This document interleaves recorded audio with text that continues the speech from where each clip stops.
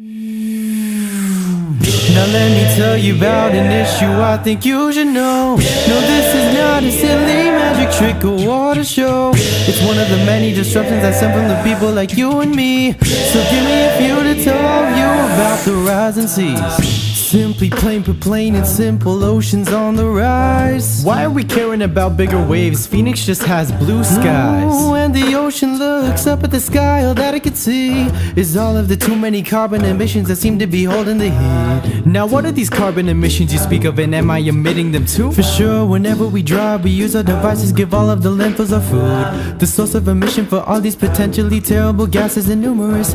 Industry, waste management, transportation, and more. It's pretty ridiculous. You see, when too many harmful gases start to cloud up our very own atmosphere, we see an increase in temperature, no, not in one but in both of our hemispheres. The heat's in the west and the east and the north and the south, it's all over the place. And you best believe when the temperature rises, it'll be leaving a trace. Yeah, it'll be leaving a trace.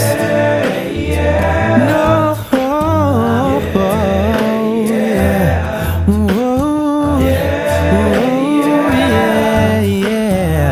Now taking it back to the ocean, what does the climate change have to do with it? It's hard to see in the desert, but all of these problems are right in the thick of it. A couple important things happen when temperatures gradually rise. If the ocean gets hot enough, it starts expanding because it's all energized. Now here's the most significant cause to this enormous disaster. With all of our carbon emissions, the temperature's rising much hotter and faster. All across the world we have these mountains of ice called glaciers. The hotter the earth, the faster they melt, the more lives we're putting in danger. People around the globe are losing their wits about all this water. This gradual increase in flooding is causing some problems we never had thought of. Thousands of people in Asia are forced to relocate and find a new living in cities we never expected. The paramedics are not driving, they're swimming. At this rate, we could see a city in Thailand becoming a real-life Atlantis. Imagine the people who puddle around just to get across town who can stand this. The waters could flood coastal cities and towns, and that's just the minimum breadth. So how can we keep all the innocent people from sadly drowning to their deaths?